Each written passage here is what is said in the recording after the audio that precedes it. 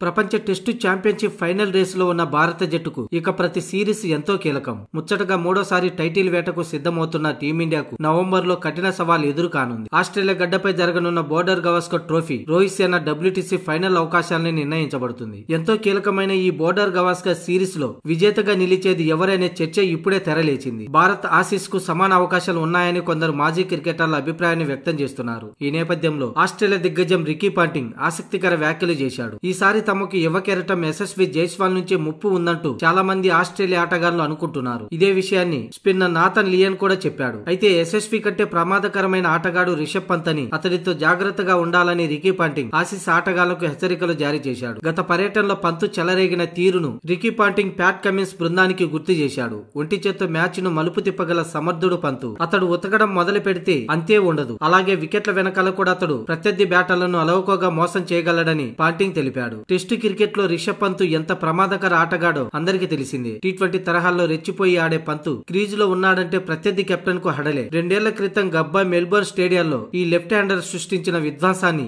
Australia క్రికెటర్లు కలలో కూడా మర్చిపోలేరు. స్టార్ ఆటగాళ్లంతా చేతులెత్తేసిన చోట పంతు చెలరేగిన తీరు వర్ణనాతీతం. అందుకే పంతు బోర్డర్ గవాస్కర్ ట్రోఫీకి వస్తున్నాడంటేనే ఆస్ట్రేలియాలో కంగారు మొదలవుతుంది. ఈ ఏడాది నవంబర్ లో ఆస్ట్రేలియాకు వెళ్లనుంది భారత్. నవంబర్ 22న తొలి టెస్టు మ్యాచ్, డిసెంబర్ 6న రెండవ టెస్టు, అలాగే 14న మూడవ టెస్టు, ఇక డిసెంబర్ 26న 4వ టెస్టు, జనవరి 3వ తేదీన చివరి 5వ టెస్టు మ్యాచ్ జరగనుంది.